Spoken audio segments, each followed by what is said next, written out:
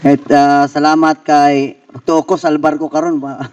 Pagtuo ko masalbar ko kay last Sunday ko bata wala man day schedule karong 20 is supposed to be Pastor Daniel is here but karon man ang ilang biyahe dito sa Davao but wala ta ka wala naton igingon na gibalibaran but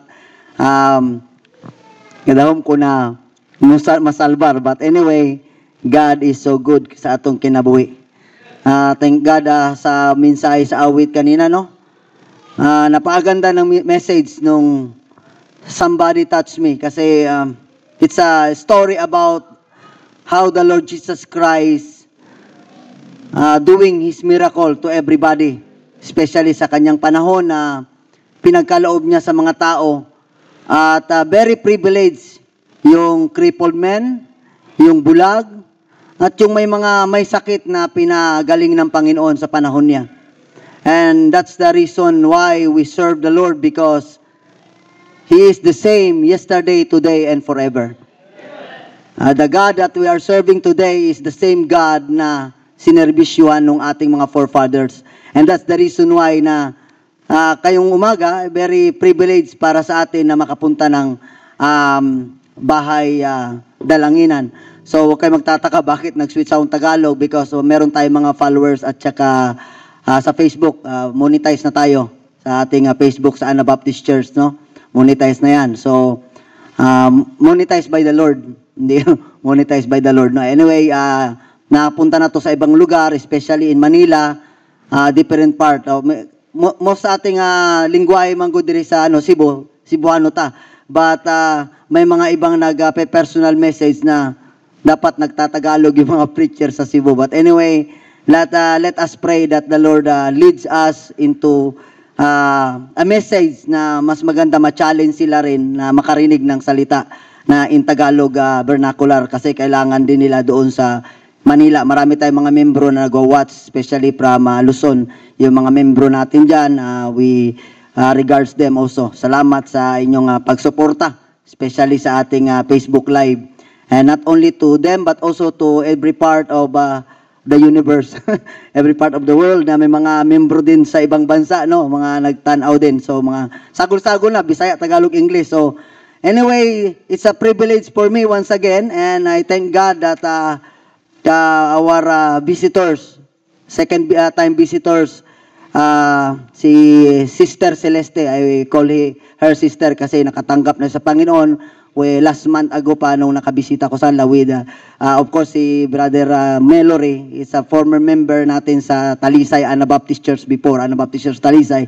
But thank God that he is also very faithful serving the Lord. And ayun ang maganda sa atin, no? Kahit na yung ating partner minsan hindi natin pareho minsan ng pananampalataya, we need to tell them about the Lord Jesus Christ. So salamat, we are consistently nag-conduct ng Bible study. I think twice na kami nakakandak ng Bible study. Wako na post ng atong picture last week. But anyway, every week bago sila bumiyahe sa labas. I'm praying na matuloy yung kanilang cruise ship, no? Of course, not only to them but also sa lahat ng mga OFW na mga membro natin. Pinagpipray natin sila. Of course, Brother Derek is very faithful watching our broadcast also. At lahat ng mga nasa labas na atong mga membro. So, of course, na-regards ko lahat. Kung mayroon pang bisita, sorry sa mga hindi ko na-mention, no? We are very welcome sa aming simbahan. Ang membro, wanted.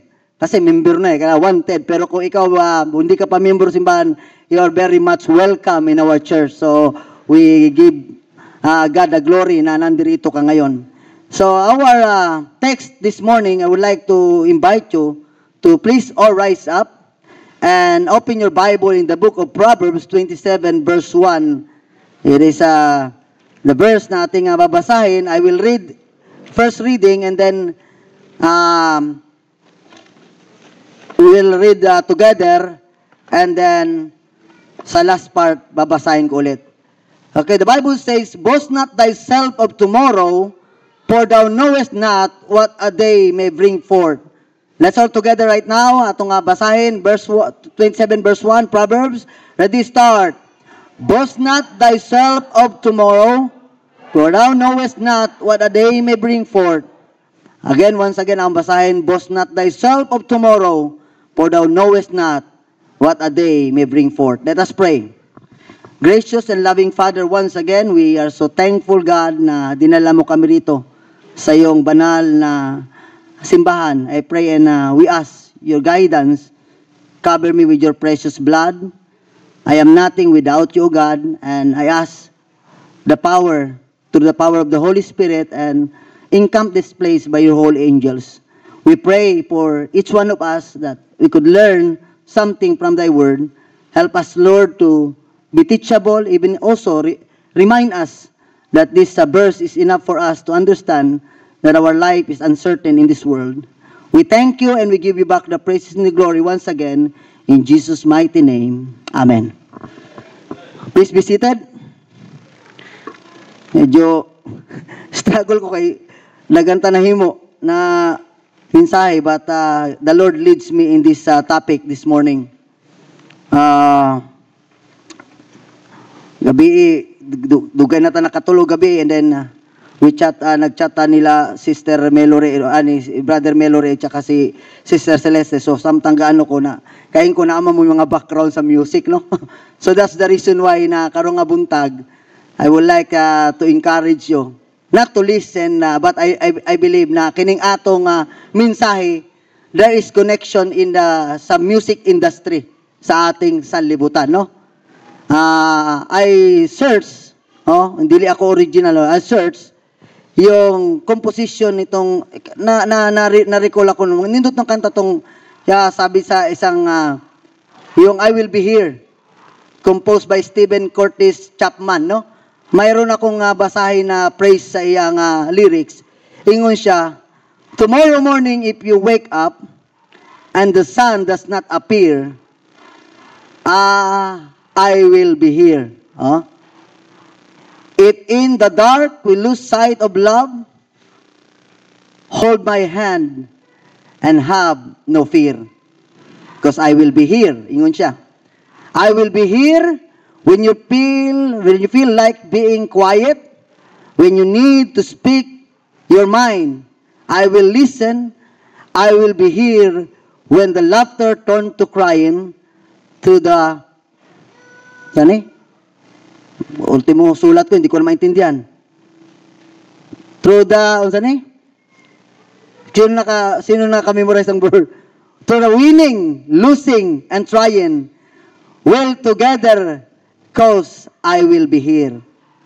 Sa second stanza, ingon pa siya, tomorrow morning if you wake up and the future is unclear, I will be here, as sure as season are made for change. Our lifetime are made for years, so I will be here. I will be here, and you can cry on my shoulder. Wow, dito ang promise, no? When the mirror tell us we're older, mo na nagbati ng tiguang na. I will hold you, and I will be here to watch you grow in beauty and tell you all the things you are to me. I will be here. I will be true to the promise I have made to you, and to the one who gave you to me, I will be here. So kung inyong i-meditate kining ilang gihimong komposisyon, mura mag-ingon ta nato na full of promises. But these two couple, mayroong hangganan. That's why ang Bible nagsabi, boast not thyself of tomorrow, for thou knowest not what a day they may bring forth. Ingon pa sa Bible na kinahanglan nato na adit na dapat ang ganda ng mga promise, no, sa mga awit. Wala ko'y nindot ang iyang promise composed by Stephen Curtis Chapman. Pero gitubag ni siya nindot ang iyang promise, pero gitubag ni siya the same, na-release ito 1989, na usasad ni compose. Of course, hindi siya ang composer, si Ronan Keeling, kining gitawag If Tomorrow Never Comes. Composed by Garth Brooks and Kent Blasey. Released 1989. Sa ingon niya, sometimes late at night, I lay awake and watch her sleeping. She lost in a peaceful dream, so I'm turn out the lights and lay there in the dark. And the thought crosses my mind, if I never wake, in the morning, would you ever doubt the way I feel about her in my heart? No. Ang gingon pa niya, if tomorrow's never comes, and if my time on earth, gikuha ko lang yung mga importanteng phrase dito na di ko ano tanan kay taas man. And if my time on earth were true, and she must face this world without me. So tell that someone, that's the last part na ni. So tell that someone that you love just what you're thinking of if tomorrow never comes. And our title this morning, If Tomorrow Never Comes. Have you think twice, thrice, or many times that tomorrow your life is gone? If tomorrow never comes, what it would be? That's this morning I would like to challenge you. The Bible says, boast not thyself of tomorrow, for thou knowest not what a day they may bring forth. Ibig sabihin, hindi natin alam kung ano na tayo bukas. That's the reason why there are 3 suggestions in the Word of God na bago man lang dumating, if tomorrow never comes, bago man lang dumating ang hindi na dumating ang bukas. Kung hindi na dumating sa iyo ang bukas, baka bukas ng sunod na araw, kunin na tayo ng Panginoon. But I want to tell you, bago man lang dumating, there are 3 reminders in the Bible. Number 1, don't waste your time. The Bible says in Ephesians 5:16, bakit sinabi ng Bible na you need to don't waste your time? Because the Bible says, inyo sa Bible, ang sabi po rito, 5:16, Ephesians 5:16, tama ba? Redeeming the time because the days are evil. Redeeming the time because the days are evil. When you redeem something sa isang prindahanan, sa isang pawn shop, meron kang sinangla, magmamay-ari mo yan, pero kailangan mong i-redeem dahil kailangan mo nang gamitin. The same as with God, hindi natin own ang ating time. Hindi tayo may-ari ng time. Pinahiram lang sa atin. That's why don't waste your time because the days are evil. Every now and then, our world is full of chaos. Have you noticed ang ating sanlibutan ngayon? One time, sinabi ko sa mga pulis, Sir, sorry, nalate akong pumunta rito sa station because ang lakas ng ulan. There is CD's pakighimamat sa station 2 because I was advisory member ko diya, advisory council ako sa religious group. Gi-invite ako mag-opening prayer with the city director in Cugun Ramos. Prepare na ako. Abot unta ko dito mga 20 minutes before the activity, dapat naabot na ko. Nibundak ang ulan og ming baha. Basa ang sanina ko, balik ko sa balay, pinarking ko sandali yung motor dahil hintayin ko baka chinatan ko na, Sir, medyo malilate ako kasi gusto kong ma-meet din yung city director. Habang nag-prepare ako para mag-change na aking clothes, mayroong kumatok sa bahay, yung motor ko gianod na padulong dito sa dulhog sa among lugar. Salamat ko, wala natumba. Kung natumba to, wala ko yung motor kay sigurado apektado ang makina. Hindi natin alam ang mga insidente na nangyayari. Hindi natin alam na ano pang katalagman. Konting oras lang po yun, yung ulan na yun. Even in Manila right now, gini-experience silang baha.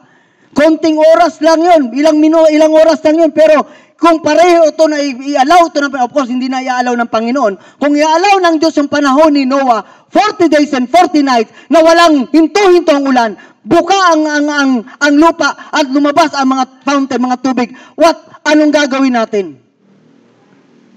Ano pa lang yan, ha? Nature pa lang yan. Pinagalaw ng Panginoon. Pwedeng pagalawin ng Diyos ang nature ng tubig, nature ng kalayo, nature ng lupa, yung earthquake. Pwede ang hangin, gamitin na naman para mass destruction. May mga ibang bansa ngayon, nagpiprepare na kung sino i-sprayan nila ng mas matindi pa kaysa sa COVID virus. That's the reason why hindi ako nananakot. Our time today is dangerous. We are now living in a dangerous time. That's the reason why don't waste your time. Bakit? Ang sabi ng Bible, number 1, don't waste your time. Because there will be time of reckoning. May panahon ng paniningil. Ecclesiastes number 1 na sa point number 1, there will be time of reckoning. Ecclesiastes 3 verse 17. Tingnan niyo po ang sinabi ng wisest king, King Solomon, sa kanyang writer. Ano po ang nire-remind sa atin sa Ecclesiastes 3 verse number 17. The Bible says, I said in mine heart, God shall judge the righteous and the wicked, for there is time there for every purpose and for every work. Kaya wag tayong sabihin natin na bakit hindi ginajudge sa Panginoon itong mga corrupt official na to? Bakit hindi ginajudge sa Panginoon itong mga grabe nang nagpakasala sa ating government, sa ating mga nakikita natin sa ating situation? Bakit hindi pa sila ginajudge? The Bible says in Ecclesiastes 3:17, I said in mine heart, God shall judge the righteous and the wicked. If God will judge the righteous, He will also judge the wicked. Kaya balance po ang Panginoon. Ang Panginoon natin, hindi po siya injustice na Diyos. Nakikita ng Diyos ang takbo ng ating buhay. He knows better. God knows you better than me. God knows you better than your girlfriend or your boyfriend. God knows you better than your father and your mother. That's why, the reason why, na don't waste our time because there is a time for reckoning. Mayroong panahon na ang Diyos ay maniningil sa bawat isa, wicked ka man o righteous ka man. We are righteous in the sight of God, not our own righteousness, but because of the blood of the Lord Jesus Christ. When we accept the Lord Jesus Christ, we are righteous in the sight of God. Why? We believe on the righteousness of the Lord Jesus Christ. If you accept the Lord Jesus Christ as your Lord and Savior, don't worry. Here's the blood of the Lord Jesus Christ. He always reminds you na pinaliguan ka na kanyang banal na dugo. Maraming religious people today but they are not going to heaven. Lagi namin sinasabi sa street preaching, religion without relationship with the Lord Jesus Christ can only bring damnation. Anumang ganda ng reliyon ng isang tao, anumang ganda ng simbahan ng isang tao, every Sunday nagsisimba siya, very faithful siya, but if you ask him, or if you ask her, where are you going to spend eternity? If you die today, if tomorrow will not come for you, asa ka mo ato, langit ka mo, impyerno. If she answer or he answer, I don't know, sir, I don't know, Brad, I want to tell you, that religious person is going down to hell. Is considered as a wicked in the sight of God. The Bible says, the wicked shall be thrown into hell, and all the nations that forget God. And that's the reason why very important for us is to save our own self. Why? Alam natin sa ating sarili kung ligtas ka o hindi. You need to accept Christ as your Lord and Savior. You need to have a commitment to the Lord Jesus Christ. And maraming verses sa Bible that you are sure and secure. It's not only sure, but you are secure in the hands of God. Don't waste your time because there is meron time of reckoning. Not only time of reckoning, number 2, sa Ecclesiastes, the same book, Ecclesiastes chapter 7, verse 17. Tanawan ninyo Ecclesiastes 7, verse 17. Ingon sa Bible, be not overmuch wicked, neither be thou foolish. Why shouldest thou die before thy time? This is a good question sa mga taong grabe ang bisyo. Lagi natin sinasabi na, Lord, what is your birthday wish? Wish ko magkaroon ng good health. Good health na pag hindi mo birthday, inom diri, sugal diri, suyop diri, suyop dito, inig-birthday mo, mag-wish kang good health. So, minsan ang Panginoon, hindi nakikinig sa ganung mga wish o sa ganung mga desire ng tao. Because God knows. Kaya ang sabi ng Bible, be not overmuch wicked, neither be thou foolish. Why shouldest thou before thy time? Ang timetable sana ng Panginoon sa imo is 80 years old. Pero namatay ka ng 20 years old. Bakit? Nagkaroon ka ng TB dahil sa iyong bisyo. Nagkaroon ka ng sakit. Nagkaroon ka ng cancer. Because you're too much wicked. And you always put something in your body na hindi nakakaaya sa harapan ng Diyos. Our body is the temple of the Holy Spirit according to the Bible. Kung templo yan ng banal na Espiritu, gusto mo ba ang Holy Spirit lagi nandiyan dyan, inaano mo, nilalasing mo, o lagi mo siyang, gipasuhan, o yung, sinusunog mo yung baga mo. So, ang Bible nagsasabi, don't waste your time because the Bible says, there will be time of reaping. Kung anong tinanim, yung pa rin ang aanihin natin. When I saw wickedness in my time, nung panahon nasa Manila ako, grade 6 pa ako, natuto na ako manigarilyo. And in my high school days, ambak cutting classes kami. 4 Cantos, gin, Hinebra. Si San Miguel, nakaana pa, pero nahubog na may, gibali ang botilya. Ang nakaana na si San Miguel, ang yawa na nakaana. Nakita niyo yung San Miguel na na 4 Cantos? Di ba, mayroong logo. Pag hindi ka palasing, okay pa dahil nakatayo pa yung matapang pa si San Miguel, yung merong San Miguel ba? Arkanghel ba? Arkanghel, yung merong espada. Pero nahubog na ka, ibali na kay wala na kailim nun, tanawa kaysa nakaroon na sa ilalom. Ang nasa ilalom na katulong ang yawa ng nidaog. Ang ibig ko po sabihin, walang sinong banggiitan na manginginom na kayang tumbahin ang alak. Magkakaapo na lang tayo kung maabutan pa natin mga apo. Kung ang ating magiging apo puro palahubog o kaya mga manginginom or bisyoso, they will reap what we sow. Kung anong tinanim natin sa kanila, yun din natin. Bakit natuto ko? Because our uncle, ang aking mga kasama sa bahay, ganun ang mga bisyo. And that's the reason why don't waste our time because there is time of reaping. Ecclesiastes 8:12. Forward kayo ng konti. Ecclesiastes 8:12. Though a sinner do evil 100 times, and his days be prolonged. Mayroon pang ay, salamat kahit na wicked pala ako, kahit sinner pala ako.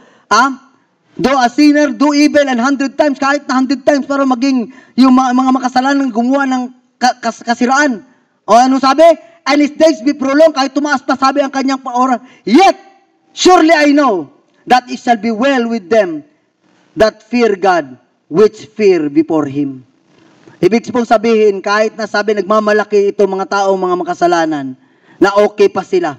But alalahanin na to, ang sabi ng Bible, I know that it shall be well with them that fear God. Sino magiging well with them? Yung mga taong may takot sa Diyos, which fear before Him. It is better to trust in the Lord than to put confidence in man. Our fear of the Lord is the beginning of knowledge, a beginning of wisdom. Proverbs 1:7. Importante po ang takot sa Diyos. The fear of the Lord is the beginning of knowledge, but fools despise wisdom and instruction. Kung ikaw isa'y may takot sa Diyos, you're a knowledgeable person, meron kang takot sa Diyos, God will guide you and give you wisdom. But fools, yung mga tao na ayaw ng salita ng Diyos, ayaw ng counsel ng Diyos, fools despise wisdom and instructions. Tanaw natin Ecclesiastes chapter 12. Wala ni sa akong outline, bata gina-feed sa Ginoo karon. 13 and 14. Let us hear the conclusion of the whole matter. Fear God and keep His commandments, for this is the whole duty of man. For God shall bring every work into judgment with every secret thing, whether it be good or whether it be evil. That's why we need, don't waste our time because there will be time of reaping. Ang atong tinanong, mausa ng atong anihon. And of course, number 3, Ecclesiastes chapter 8, verse 9. Ecclesiastes 8:9, there is no man that hath power over the spirit to retain the spirit, neither hath the power neither hath he power in the day of death, and there is no discharge in that war, neither shall wickedness deliver those that are given to it. Ano ibig sabihin nito? Wala tayong sarili nating kanabang kaugalingon nato na power. There is no man that hath power over the Spirit to retain the Spirit. Wala tayong power na sabihin natin sa ating sarili, I can live whatever I want. That's why, if tomorrow never comes, kaya nga sabi na, boast not thyself of tomorrow because you don't have power. But ang pinaka-importante rito, kung atong tanawin another verse diri, sa Ecclesiastes 9:11, tanawa ang 9:11, Ecclesiastes 9:11, I return and sow under the sun, of course under heaven, that the race is not to the swift. Yung palang race, hindi pala yan sa mga mabibilis lang. Naalala niyo yung istorya ng pagong at saka kuneho? Sinong nanalo sa kanila at the end of the day? Yung pagong. Oh. Bakit? Kaya katong kuneho, sige namang hunong-hunong hanggang naabutan pa ng pagong. What I mean, hindi lang pala lahat ng sinasabi natin na takbo ay para sa mga mabibilis. Nor the battle to the strong. Yun ang 7 days war ng Israel. Noong 1967, I think. Ano nangyari doon? 4 na bansa ang gustong tumulong, gitabangan ang nation of Israel. Outnumber sila. Military, mas marami ang kalaban because poor combination of country. Egypt, Iran, Iraq o katong Libya. So, 4 yung gustong tumulong, talagang tabangan. Alam mong ginamit ng Israel? God gave them wisdom. Ginamitan lang ng marites. Marites na kadaog sa ilaha. You know why? Nagpe-prepare ng atakihin sila. Pero ano sinabi ng Israel government? Our soldier is in the vacation. Pinapublish yun. Maraming publicity na ang aming mga sundalo nagbakasyon. So, kumpiyansa ang mga kalaban, atako na nila ang Israel, and then hindi nila alam, nakaatang na daay ang mga sundalo. Og dili sila nilupad pataas para makitaan, kundi naalang sa igo-igo. Paglupad sa mga kontra, gisugat sa mga Israeli soldier, hurot ang mga kontra. That's how God, sometimes, kahit na maliit lang tayo, our church is a small church lang. Ikumpara sa ibang mga nagkiklaim na mga mayayaman na simbahan.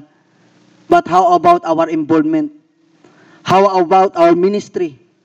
How about our engagement to other people? We need. Kaya sabi ng Bible, ang race hindi lang sa mga mabilis or the battle to the strong, neither yet bread to the wise, nor yet riches to men of understanding, nor yet favor to men of skill. But ang sabi ng last phrase, but time and chance, happiness to them all. Your chance today being a student, it is your time for you to learn and study the Word of God. But someday, somehow, you will become a pastor, you will become and stand in your congregation, and you will win people. I want to tell you, there is a joy in serving the Lord.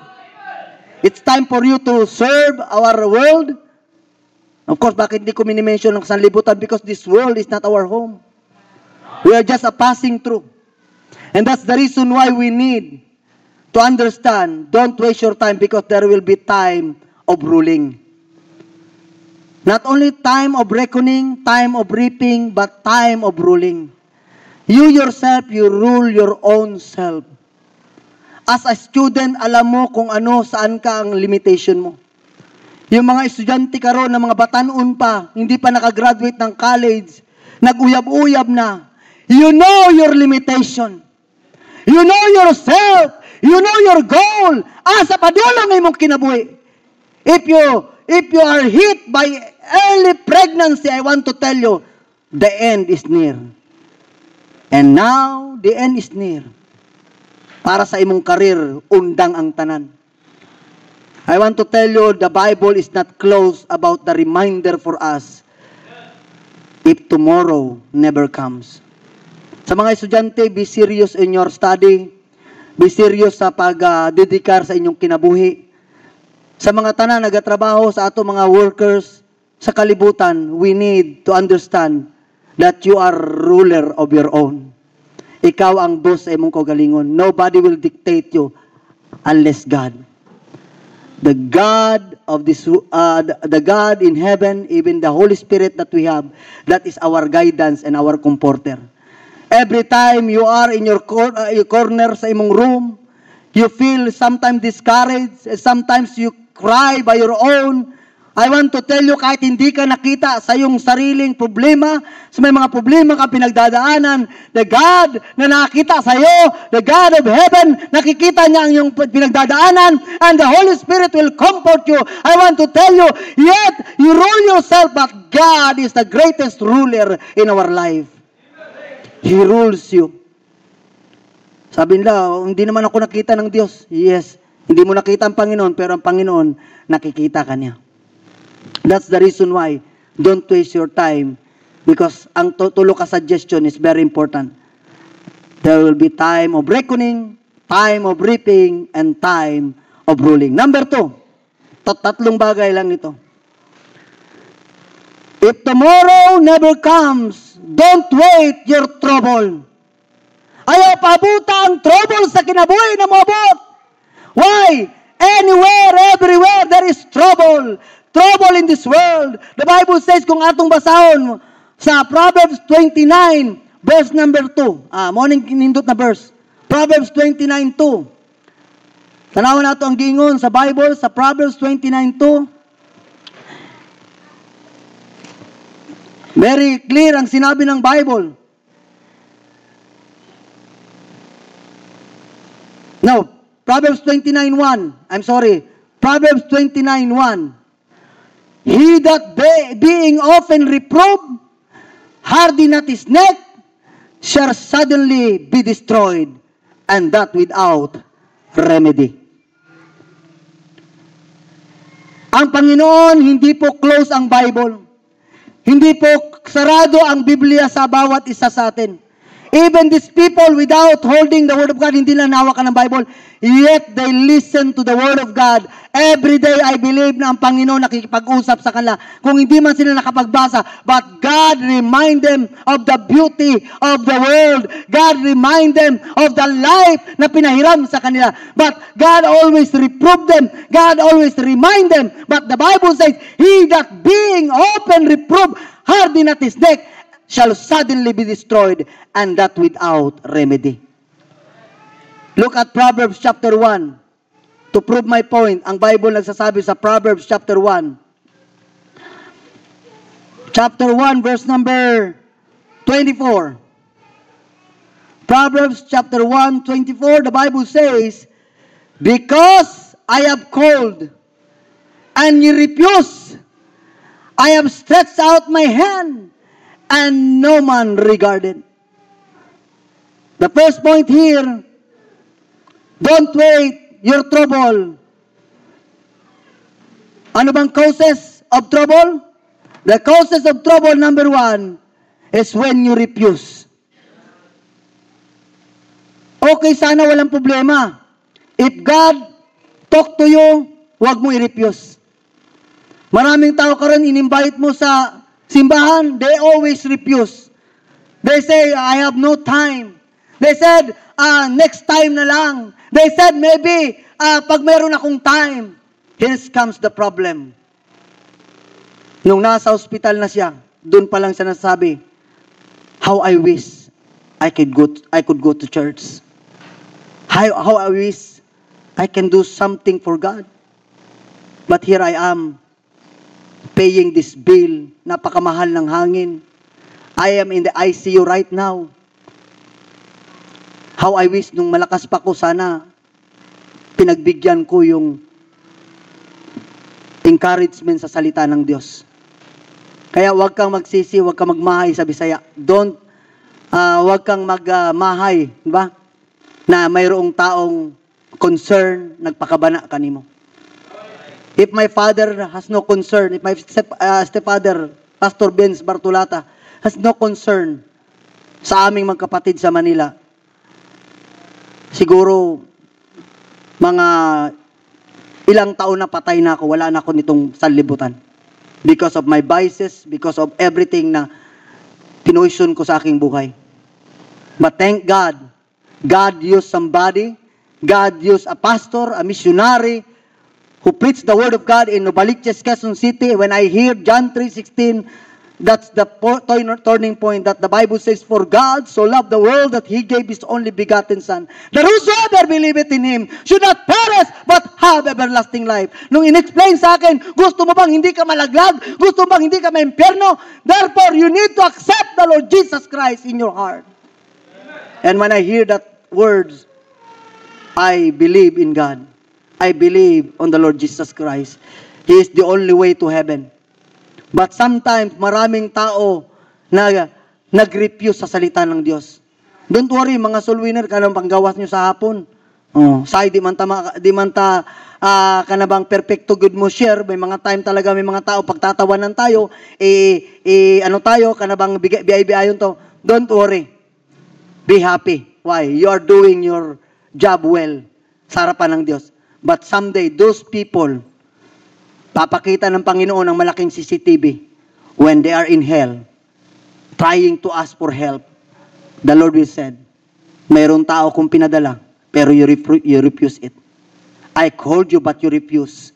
Now you are now in hell, forever and ever, tormented, walang kapahingahan, doon sa impyerno, where their worm dieth not, and the fire is not quenched. But someday, ipapakita ng Diyos, yung mga tao na ayaw tumanggap sa salita ng Diyos, but you are doing your job well done in the sight of God. Yes, we are not rich in this world, but we are rich in love, mercy to other people. Wala tayo. Minsan maglakad lang mga estudyante, inig-uli diri, way kape, way pan, okay na mga brad. Lakaw mo panghatag. God will fool you. Hatagan ka sa Ginuog. Good na snack o niya, inig-abot sa langit. But anyway, that's the time na kamuon niya, malipay mo. Ma-enjoy nyo ang heaven. Why? Because you're doing your job well done. Amen. That's the reason why ayaw. Because these people, pag dumating na sa kanilang buhay na magmahay sila, ipapakita ng Panginoon ang ginawa nila sa atin. Na minsan, have you experienced na sinunugan kayo ng trucks? Ako na-experience ko sa UB when I was a Bible student nung first year pa ako sa Tipadilla. Pasok kami sa UB, mayroong 3 estudyante. At that time, hindi pa masyado stricto sila sa sigarilyo, nanigarilyo doon sa gym ng ilang school. Hatag ko, sabi ko pa sa kanila, ito po ay salita ng Diyos, sana maintindihan nyo. Kuha ng usagi, buslot sa sigarilyo, gilabay sa akong tubangan. Piting sakita. Sabi ko, hindi na ako muusab, kausa na lang. So, nung na-feel ko yon, na-question ko sarili ko, masakit pala yung i-reject tayo, no? The same as with God. God always talk to you in the very special way. Even sometimes, pukawon ka sa Ginoo sa kadlawon, and then God said, pray, ampo ka. And then when God said, pukawon ka, basa sa Bible. And then i-refuse mo. I want to tell you, sakit sa harapan ng Diyos na nakatubang sa imuha, gipukaw kanyang kadlawon, aron mo basa mo ampo ka, and then imong gi-refuse. And the Bible says, always God is looking for someone na magbigay sa kanya ng pagtagad. Don't wait your trouble.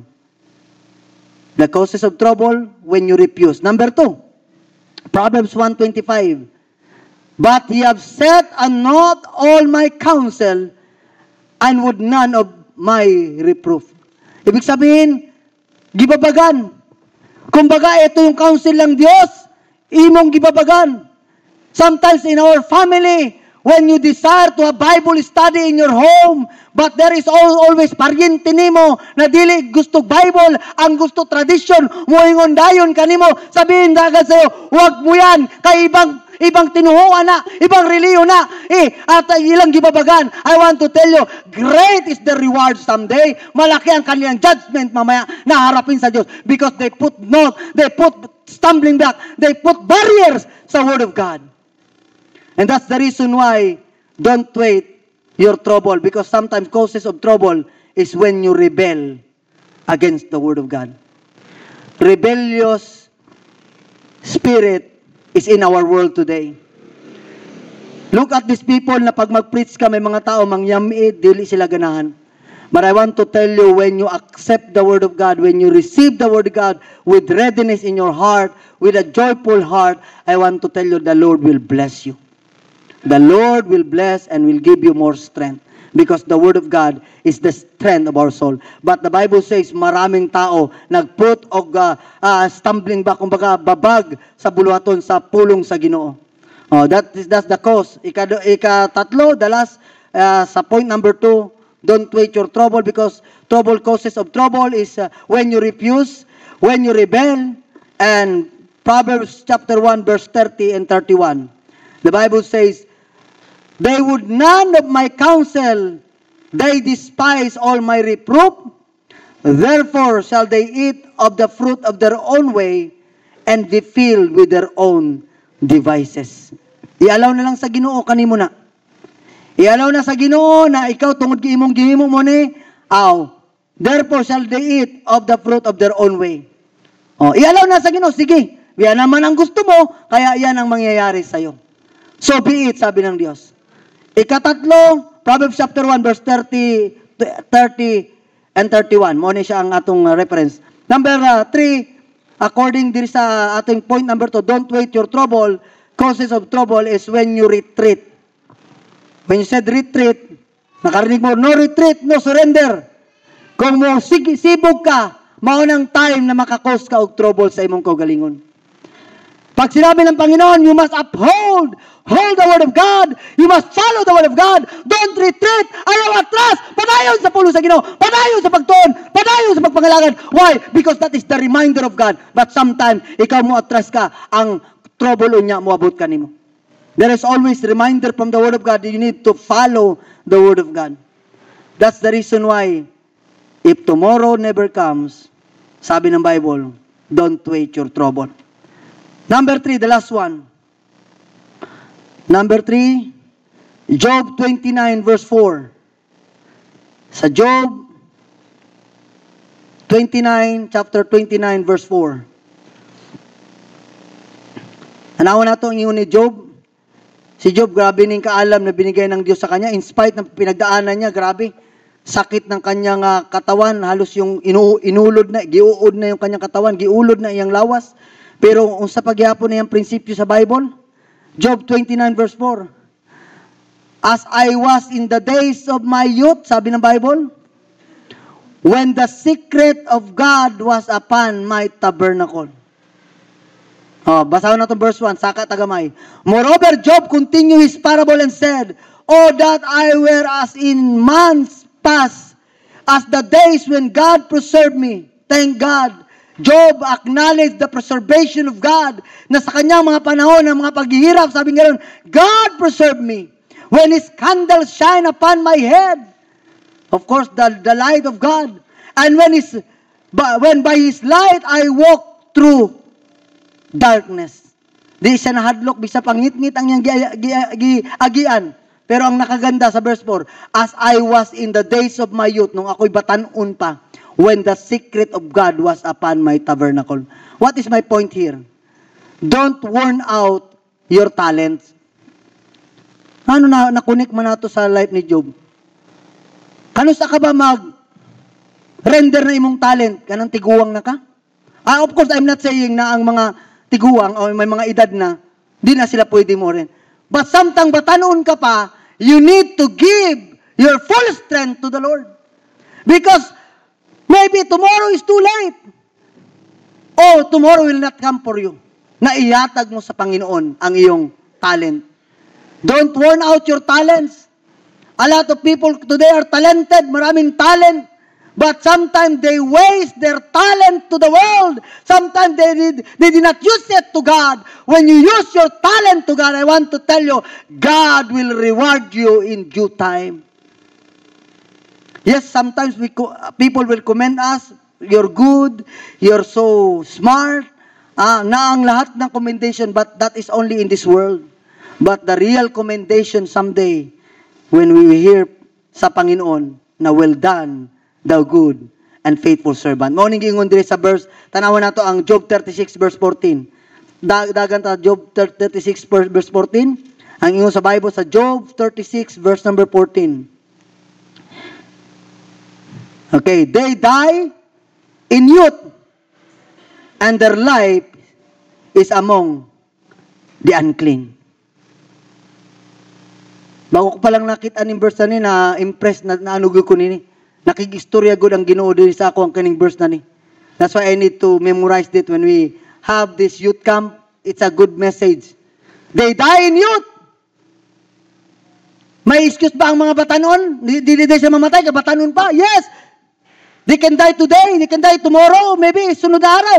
They die in youth. But ang pinakamasakit, and their life is among the unclean. Sad to say, maraming batanon karon namatay because their life is among to the unclean people. Once again, we are cleansed by the blood of the Lamb. We are saved by the grace of God. Giugasan ta sa dugo ni Jesus Christ. We are empowered by the Holy Spirit of God. We are not among these people who worship the devil and his fallen angel. But thank God we worship the true and living God. That's why if we die, we should not die among to the unclean people. Uy, namatay lagi to siya. Na-overdose lagi to sa cooking. Yung pamirisi. Pay mga kalibutanon ka, tinud anay gud. Pag batanon ka mamatay, labing gud ilado ka, artista ka. Namatay ka sa droga niya, impluwensyado ka. Muingon na lang sila. Sayang to, gwapo man unta to, giurom man to, giurom. Giurom ba? Giurom. Wa na kamata. Pero you know, kung ipa-autopsy, nga nung di ipa-autopsy. Kung ipa-autopsy itong giingon na giurom na artista ka nito, nagwapo kayo. Nagang partner sa mga artista na mga gwapasad. Kung imo to autopsy, unsay kamatayon to, overdose gyapon to sa droga. Pero nga nung ingana ang ilang gipagawas, because the world is controlled by the devil. The world is controlled by the highest power nining kalibutana. But God allowed this to happen para sa atin ng mga magtotoo, para sa ating mga Kristiyanon, to differentiate among them na dili kita kauban nila.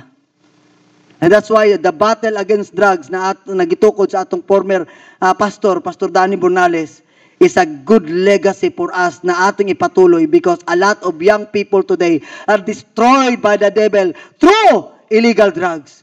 A lot of young people today, sira na ang kanilang buhay because of illegal drugs. Why? Because the Bible says that they die young to the unclean. Kasama sila sa mga taong na namatay na walay paglaom sa tubangan sa Ginoo. And we are here. We are enjoying the eternity. We are enjoying the promise of heaven. But a lot of people, a lot of young people today, they die without the Lord Jesus Christ. And that's the reason why, don't worn out your talent. If you have talent sa iyong buhay, gamitin natin para sa Panginoon. Why? Number 1, according sa Psalm 71 verse 17, this is the point na gustong iparating ng Panginoon sa mga batanon. I address it to the young people. Why? Because samtang ikaw batanon pa, may talents ka na gina-require ang Diyos sa'yo.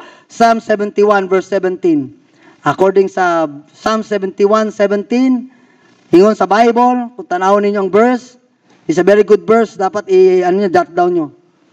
Oh God, Thou hast taught me from, where? My youth, dili from my old age. Oh God, Thou hast taught me from my youth, and hitherto have I declared Thy wondrous works. Have you declared the wondrous work of God?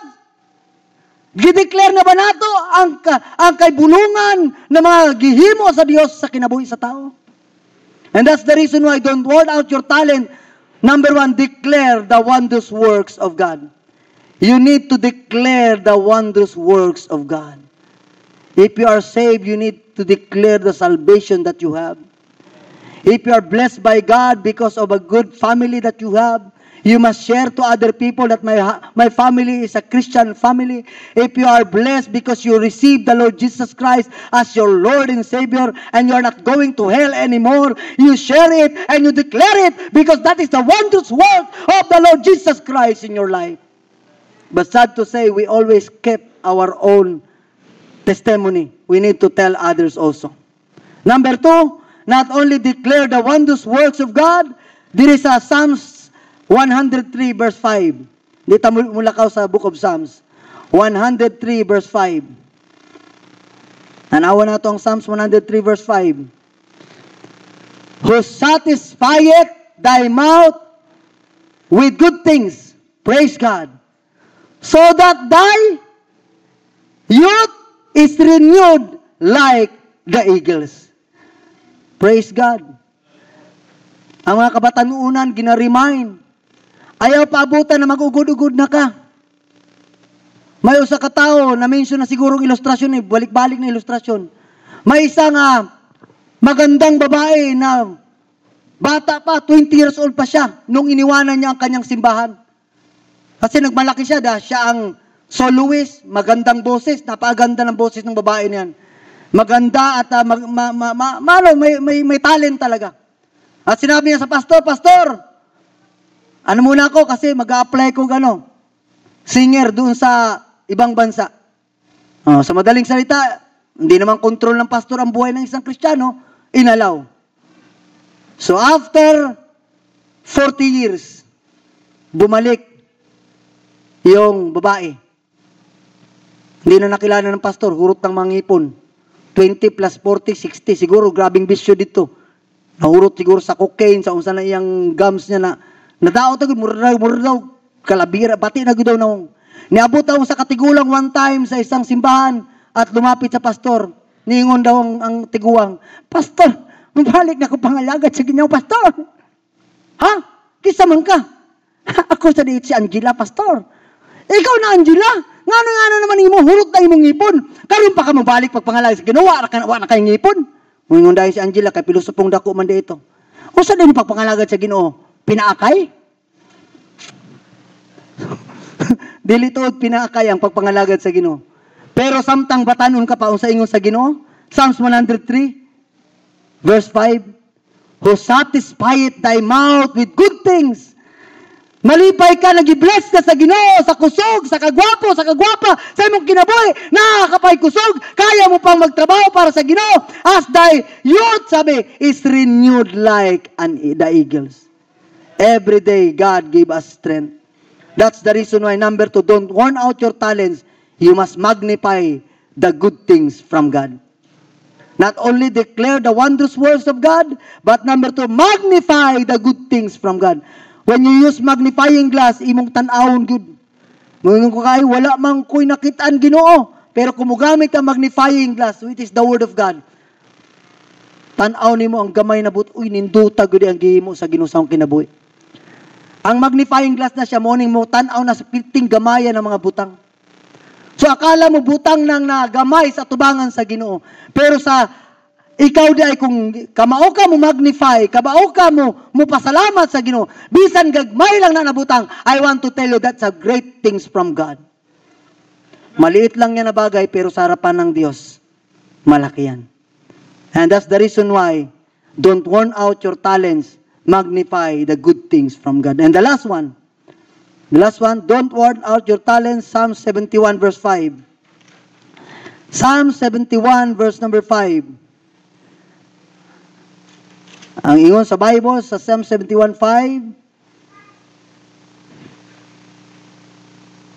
for thou art my hope, O Lord God, thou art my trust from my youth. Makaingon ka ba ni Ane?